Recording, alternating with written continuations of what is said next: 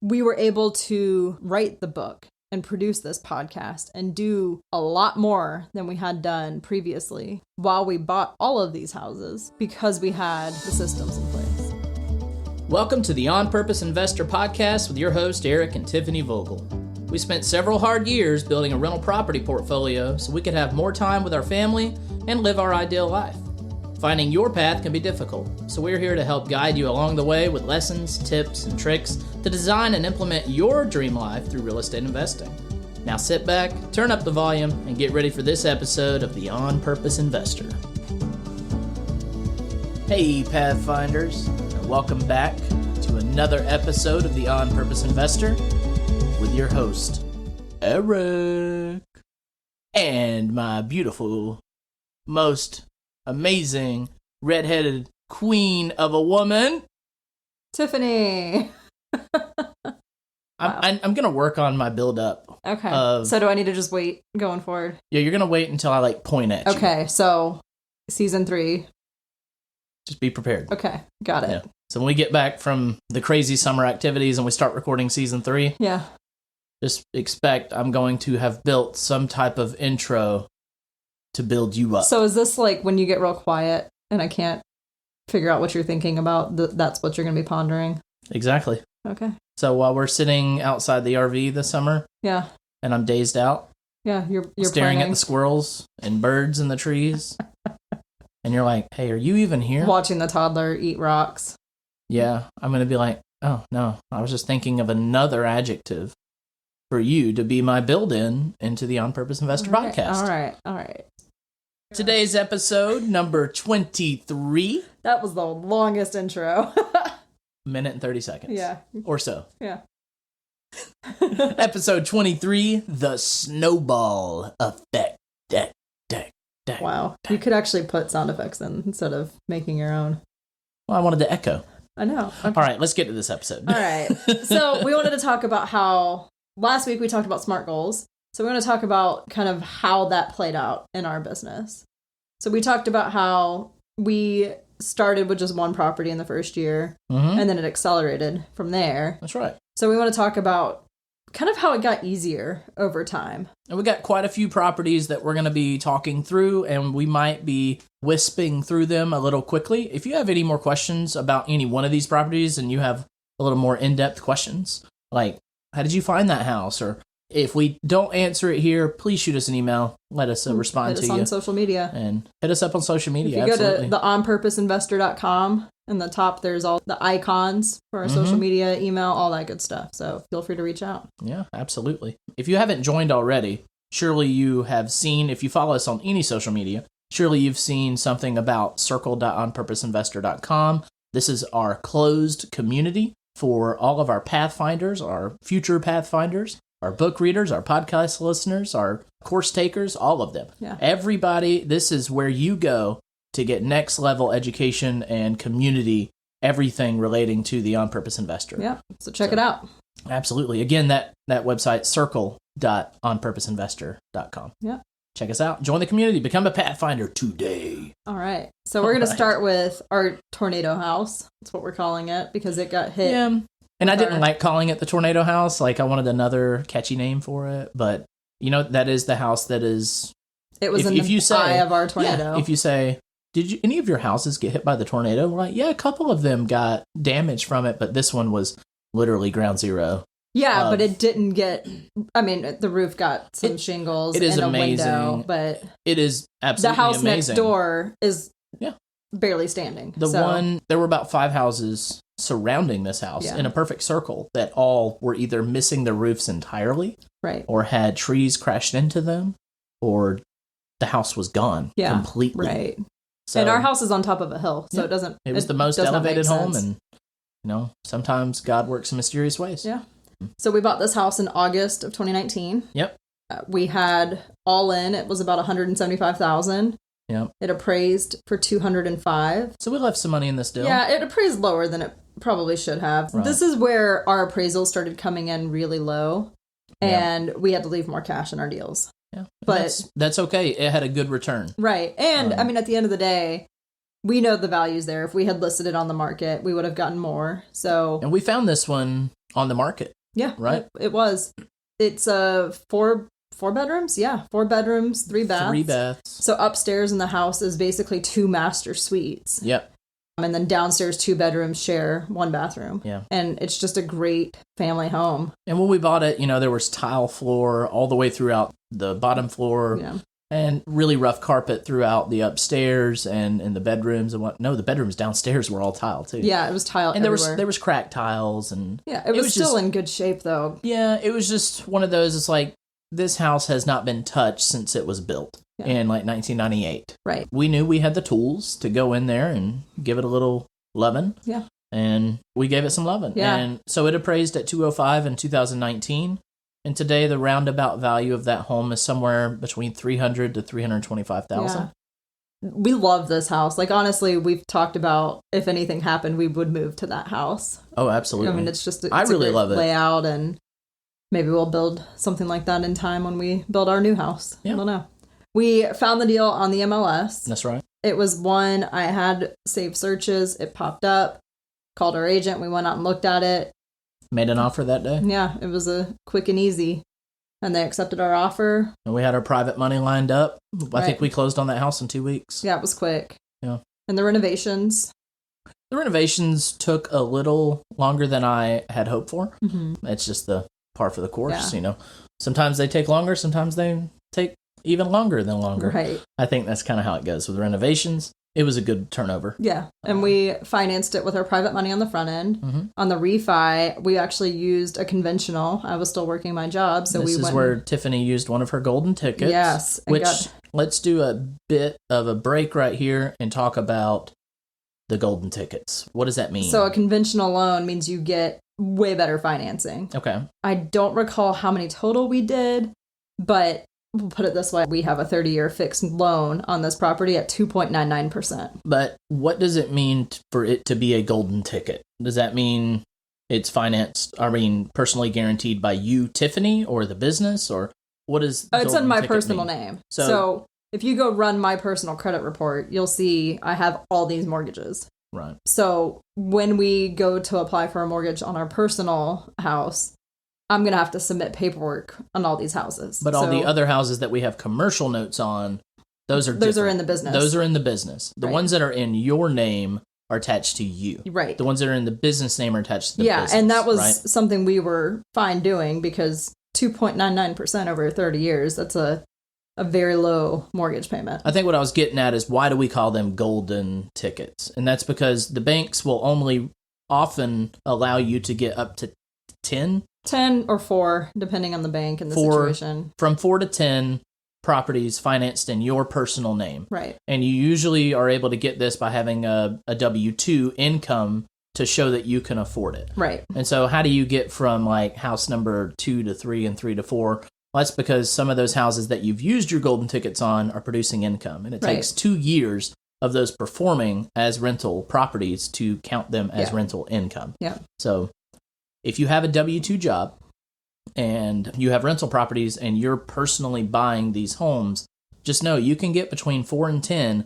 And the reason I think we call them golden tickets is because you get the best financing on them. Right. Yep. But you're limited on how many you can get. And it takes a little bit of strategy. And a lot of effort on paperwork. That's right. It's effort on paperwork, but it's also effort on strategy because you have to have one for 2 years showing rental income so that it offsets. Yeah, so that it doesn't mess with your DTI. They will let you use a lease that's been recently signed if it's a year-long lease and you have a history of being in the rental business. But if you're brand new, you generally have to have 2 years of experience. But in that case, before the 2 years, they don't count the income. They just offset it. They say, okay. Sometimes, yeah. It just depends on the lender. They'll just say, we're not going to count that mortgage against your DTI. Right.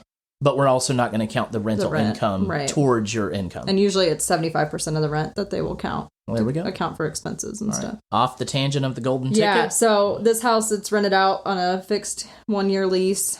Right. It's a great property, and it's a solid one to have in the portfolio. So that was a part of the Snowball that had already grown. Right.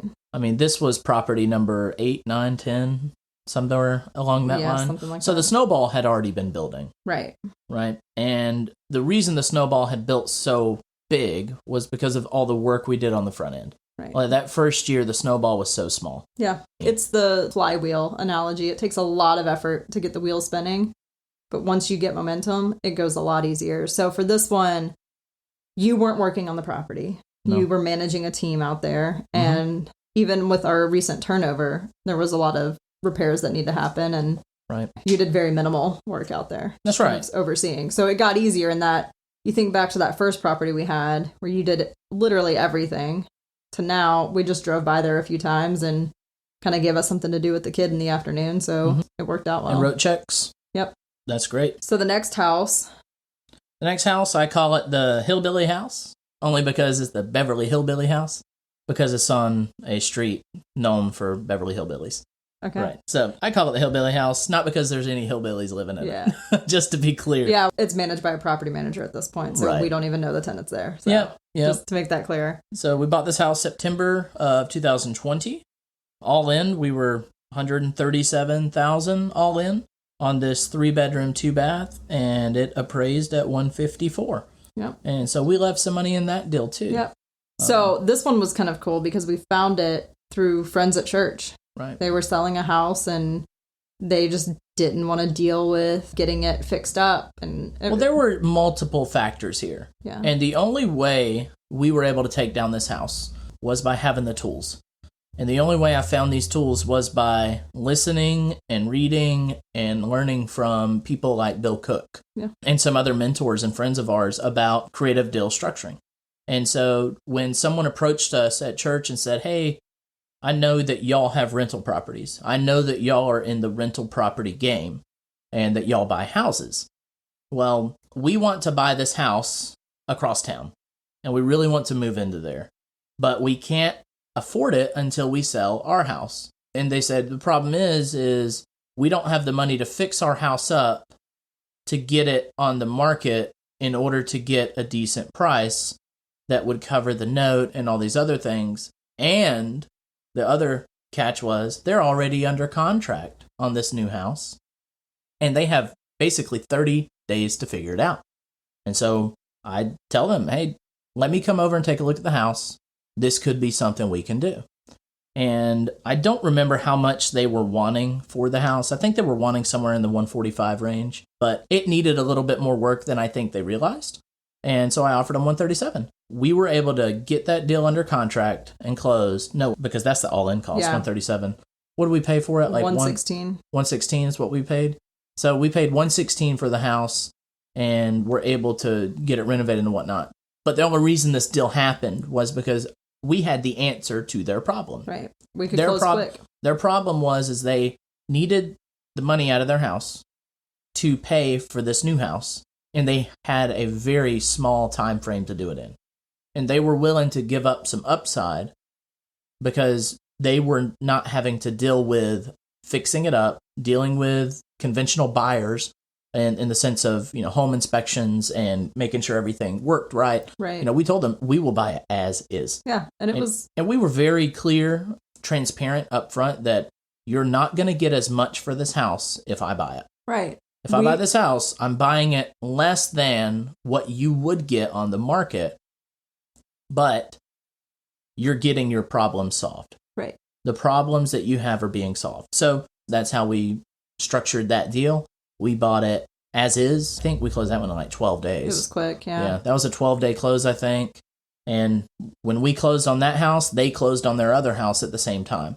We did like a double close that day for them. We purchased and they purchased. So the renovations on it? We had to paint the whole inside. We had to rebuild some decks. We had to do a lot of painting. There was some minor electrical and plumbing to do throughout. And floors throughout. Overall, it was a pretty lipstick flip. Yeah. That I didn't spend much time at. I don't even remember the scope of the renovations because I was there so little. Right. And it was September of 2020. You were 7 months pregnant. Yeah. 7 or 8 months pregnant. And you didn't need to be there. Right. So I do remember waddling down that driveway because it's a very steep driveway. Right. And we had, our contractors were in the driveway. So I do remember going out there once. Yeah. Yeah. And 2 years into this property, it does a good job. Yeah. Well, you were out at the property and this woman pulls up and says, can I rent this house? And you talk to her and it wound up working out. And Now, that doesn't always work out because every time I'm at a property, people stop and say, I want to rent. Right. And this was a unique situation where she had a very good voucher program that we were willing to work with. So like a Section 8 voucher. Yeah, because we had heard good things about it. And, it was guaranteed. And right. And we still background checked and checked her credit and all of that. So we did our due diligence for sure. We don't just let random people that pull up and say, hey, can I rent this house? Well, I did on the first one. With her? No, I did on the very first house. Yeah, on your before I was involved, yes. Before you got involved, that's exactly how I would be running it. Right. We funded it with private money on the purchase. That's how we closed so quick. That's right. And then we did a refinance on it. And that one, I think we did another conventional. Just looking at the interest rate, it's pretty low. So what's the interest rate on that one? 3.625. Okay. So at that time, that wasn't the best. I think it's just rates had gone up at that point. In 2019, 2020, well, this one was in 2020. Yeah, in 2019, those rates were fire. Yeah, they were so good. You could get a conventional loan with great credit for nearly 2% in 2018, 2019. And the crazy thing is, these rates are lower than we got on our personal residences. Right. In 2017, 2016. It's nuts. So, but now, in today's day and age, we're seeing rates go back up. Right. It's the ebb and flow of the market and inflation. And I just want to say rates are up from this level, but they're still not high. We have not really seen high rates. And the people that we spend a lot of time with in the real estate circle that we're in, they talk about how they built their portfolios back in the 80s, 90s, and early 2000s. And some of them had long-term 30-year fixed rates at 12 to 15%.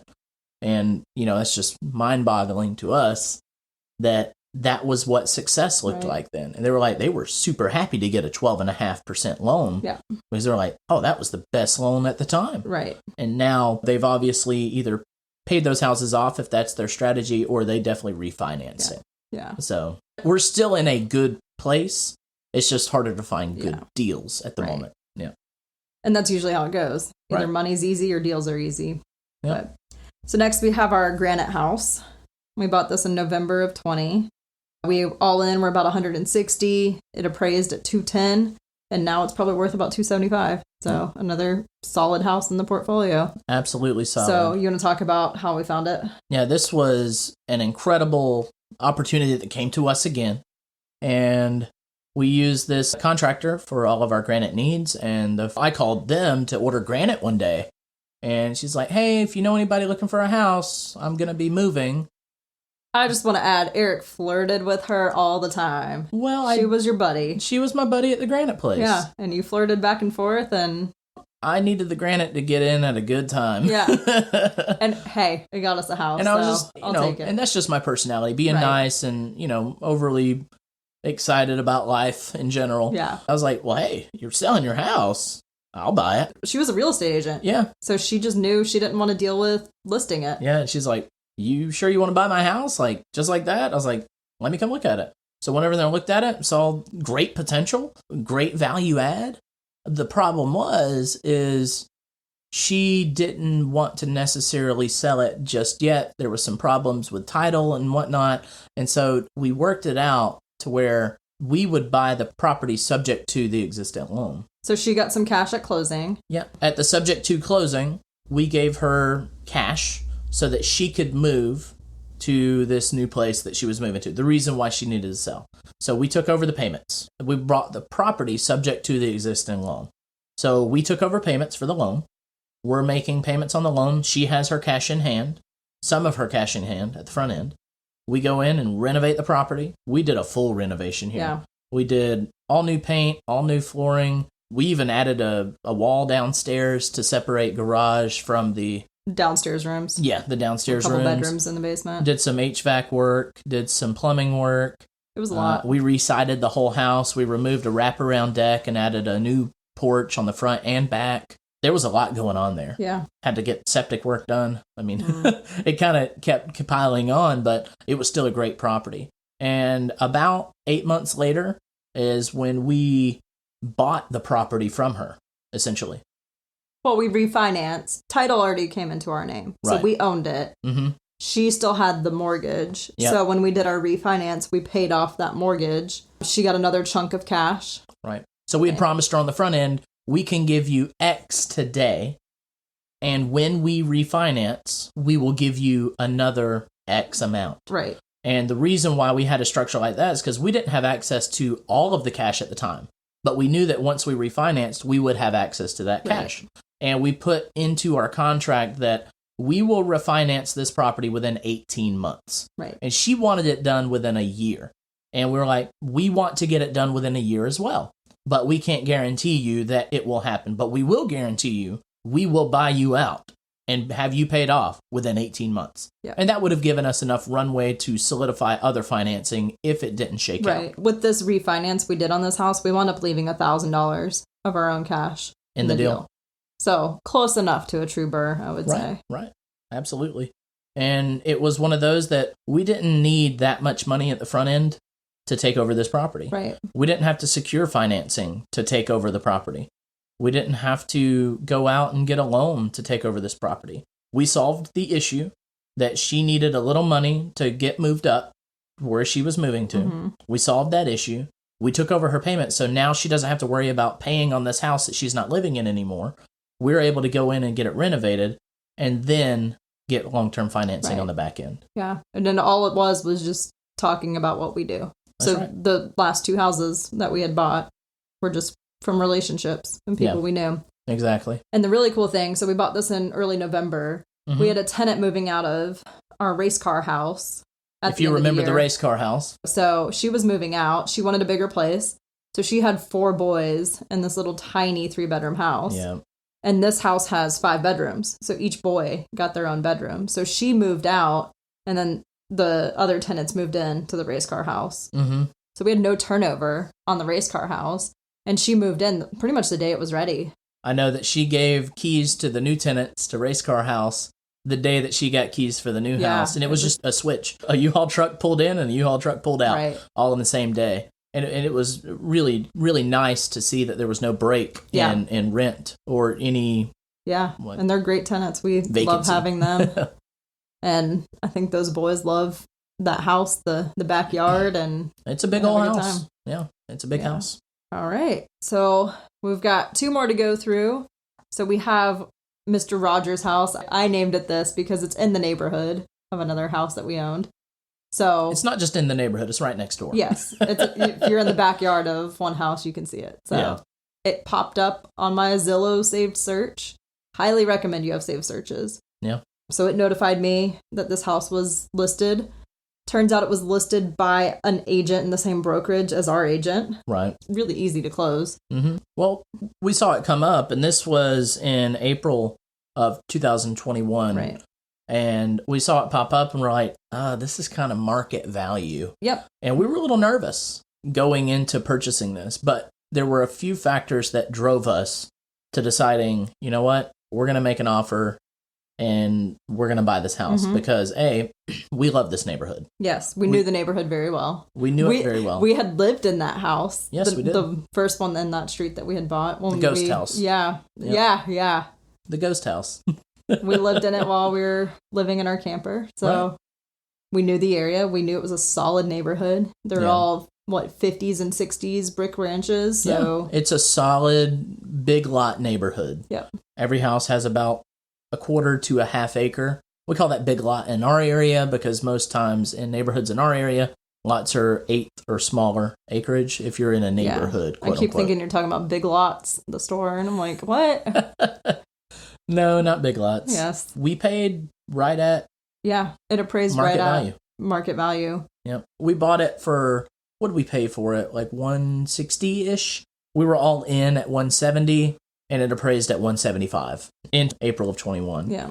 Now, luckily, not that we're benefiting from it, but appreciation has driven that house value up to about $250. And this was another one where the appraisal came in where they cherry picked the comps, and it should have appraised much higher than it did. Mm-hmm. But we were okay with the situation. So. Right. So we left some money in this deal. Mm-hmm. Happy to do it because it's a solid house. We have solid tenants living there. And there wasn't much work that needed to go into it. We did some painting here and there. there was a closed-in garage that had heating and air and all utilities to the room. It's just there wasn't a wall put up between the den and this room. And so during the renovation, we added a door and a wall into that closed-in area, which had all the elements for a bedroom. We added a closet and a wall, and now we took this 3-bedroom, 2-bath into a 4-bedroom, 2-bath. If we add that into the analysis for the appraised value, we're probably looking at the 250 to 275 range. Because it didn't appraise on our refinance, we actually took a second position from a private individual. Right. Because we did not have the cash to leave in there, and we knew the value was there. Right. So this person just gets an extra check every month. They had cash just sitting around. We call that lazy money. Yeah, it was a win-win. Someone that's like, yeah, I've got $40,000, $50,000, $60,000 sitting around, and I don't really want to just earn 0.5% in a CD for 2 years, and I know I don't want to touch it. This is kind of my nest egg, and I don't need it to be within my touch. I want to just hold on to this. Right. If this person does need it, it's available. Absolutely. We just said, give us a couple months. We'll find a way to get it back to you. But so it's not as locked up as a CD. The return on it is so much better than a CD. And we're able to help individuals instead of helping and they're corporate helping banks. Us. Yeah. Right. It's a great situation. So we're earning them more interest than what the bank would give them. Mm-hmm. They're helping us to have this property. It is a win-win situation. Yeah. And I mean, it was taking a situation where we were very disappointed and I was stressed out because I didn't know how we were going to fund this closing. Right. You find a way to make it work. And if you talk about what you do and you show people that there are opportunities for them to be a part of what you do with very little, engagement, the individual that we had borrowed this money from has very little engagement in the process. All they know is that they get a $300-$400 check every month, $200-$300. I don't know how much, but they get a check every month for money that they would have otherwise not gotten money on. Whatever that does for their lifestyle, I'm happy. I'm great because it solved a big problem for us. Yeah, definitely. Figuring out, well, where the heck are we going to find the money? Right. Otherwise, so. Yep. So the last property we bought was in January of this year. Mm-hmm. We had decided we weren't really going to be buying a lot of deals at this point between the kid and the podcast and the book and all the other things we've got going on and just the state of the market. We just thought, we need to kind of pause. But then this house came up on my save search. And this was one that I told Eric, I want a house in this neighborhood. Like, I don't care what we have to pay for it. It will appraise in time. Mm-hmm. The long-term play there. The area, I think, is going to come up and become a really nice area. It's very renter heavy right now. So in 5 years, I don't care what I pay for it today because I know in the future it's going to be worth way more. So it popped up. We bought it, closed on it in January of this year. We had about 187 all in. We left it with private money, so we haven't refinanced it. And we think today it's worth about 210. Yeah, and we were able to add value by converting a half bath into a full bath by adding a shower and extending the bathroom just a little bit. Yeah. It wasn't that crazy of a renovation at all. And you added a bedroom. And we added a bedroom. And so, we took this 2.1.5 into a 3.2 without that much effort. Yeah. It was one of those opportunities where we can add value. And there's still opportunities out there to add value, even if you're paying market price. Because when you add that value, you're jumping that valuation up. Right. Yeah. When you add that value. Yeah, and we bought this one intentionally to rent by the room. Mm-hmm. This is one of those rent by the rooms that we have and set up a plan for it and did an evaluation on what the return would be and how much can we afford to pay for it. Are we going to leave it in short-term money and, just do an interest-only note? Or are we going to do a long-term refinance out? Knowing what that end goal of renting by the room and knowing that it works in our market by having other houses that we rent by the room was the way we were able to essentially make it a smart goal purchase. Right. It was a smart purchase legitimately and by the way we took it down.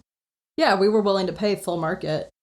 And yes, we added value by converting the bedroom and bathroom, but even if we didn't, we had our private money lender finance the full purchase for us. So we didn't have to, we paid for the renovations and closing costs, but we knew the return would be there in the short term, especially. We don't plan to rent by the room forever because we think that neighborhood is going to evolve over the next 5 years and we'll When that happens, rents will be higher. The value of the house will be higher. We'll do a refinance at that point, put in a standard 12-month lease, and just add it to our standard portfolio. You're right. Absolutely. So the whole idea of this episode is to tell you that it gets easier in time. Yeah. You went over to that house a lot just because you wanted to, not because you had to. Yeah. I went over there because I was excited to see the progress. Yeah. I didn't really do any work over there. Right. I was just watching. Yeah, but and it was so much fun to see. We were able to write the book and produce this podcast and do a lot more than we had done previously. And we weren't working crazy hours. We were working kind of a standard 8 to 5 and not working weekends while we bought all of these houses because we had the systems in place. By talking through these properties, if first-year investor Eric could hear fourth-year investor Eric talk, he would think, there's no way that's me. Right. There's no way that in year 4, you're doing these kind of deals, that you're doing this many deals, that you're doing this smart of deals. There's no way that you're doing that. And I don't know what year 1 investor Tiffany would say to year 4 investor Tiffany, but it's going to be hard to imagine what future you can do because it's so hard to fathom that a snowball can build so large. Yeah. And can build so effectively. You learn a lot in the first year or two. Mm-hmm. I'm a different person, and I know you are too. Oh, absolutely. Who we were 4 years ago. Yeah, no kidding. And, the whole idea is that your snowball has to start somewhere. And we were able to solve these problems and get these houses because we started building our snowball 4 years ago. Yeah, and we had community. When we had these off-market deals come across our lap, we had no clue how to build that contract. Yeah. I remember I called my buddy Carrie, and I was like, hey, Carrie, I got a sub 2 that I'm working through right now, and I just need to run some things by you just to see that I'm doing things right.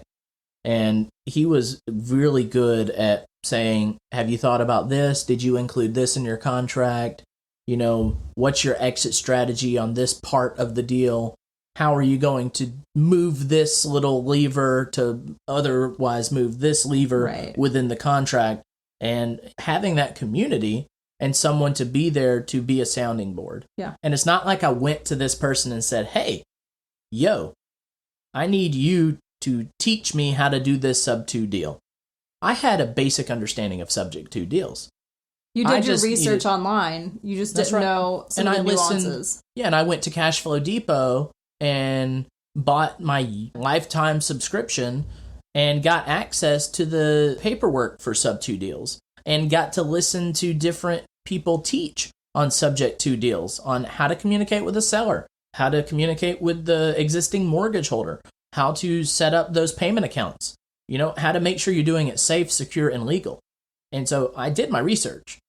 The only reason I called my buddy Carrie was because I just needed a little bit of probably encouragement that I was doing the right thing. Right. Just a sounding board that, hey, I've done all this work, but I just, as a friend and a colleague, I need you to just tell me I'm doing it right. Yeah. Honestly, I just wanted the sounding board. Right. But don't expect someone to be your sounding board if you're not putting in some work yourself. Right. Yeah. And if you don't have a lifetime subscription to Cashflow Depot, I encourage you to go do it. Good friends of ours, Bill and Kim Cook, have taken that over. And got some big things coming with Cashflow Depot, I'm sure, in the future, moving forward. Find everything Jack Miller there as well, who was elite real estate investor, educator from the 80s to the early 2010. Other than that, next week, we're going to be launching the recap episode. It'll be just a little sit-down coffee hang with me. I'm going to be walking you through everything we learned this season, kind of little snippets of what you didn't hear on the episodes and some of them, and just little insights on what we're doing. Yeah. So next week is our big recap episode of season 2. Then we'll take a few weeks off and come back rocking hard with season 3. That's right. And if you have not checked it out yet, circle.onpurposeinvestor.com is a great place to get connected with other Pathfinders and keep up to date with everything we got going on, especially during this break. We're going to be working on our book launch coming up. Yeah. Actually, just kidding. We are recording this ahead of time, so the book will actually be launched already.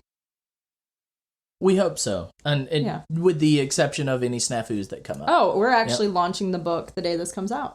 So, well, let's hope and keep our fingers crossed that on the date of the Snowball Effect is also the launch of the Pathfinders journey. July 19th. That's what we're shooting for. So if you're not following us on social media or on our email list, definitely get on there so you can get all the info on how to get the book. And we've got some cool bonuses included in there. So check it out. Leave us a review on Amazon. We'd greatly appreciate it. Absolutely. Help us reach more people and convert more people to Pathfinders. Yes. It's a good journey to be on. Yeah, definitely. And we're happy to be on it together. Yes. All right, take us out. All right. Thanks, y'all, for hanging out with us and listening to us talk about our snowball and how it gets easier with time. What lessons can you take from our experience and apply to your life? Don't let the time you just invested go to waste. You only get one life, so live it purposefully. That's all we have for you today. See you next time. Are you ready to discover and build your dream life? Then it's time to become a Pathfinder. Head over to onpurposeinvestor.com and sign up for our newsletter to get tips and tricks to help you find your path and get the latest from our blog. If you haven't already, we'd really appreciate an honest review on your favorite podcast app. If you're enjoying this show, share it with friends, family, and fellow investors. See you next time at the On Purpose Investor Podcast.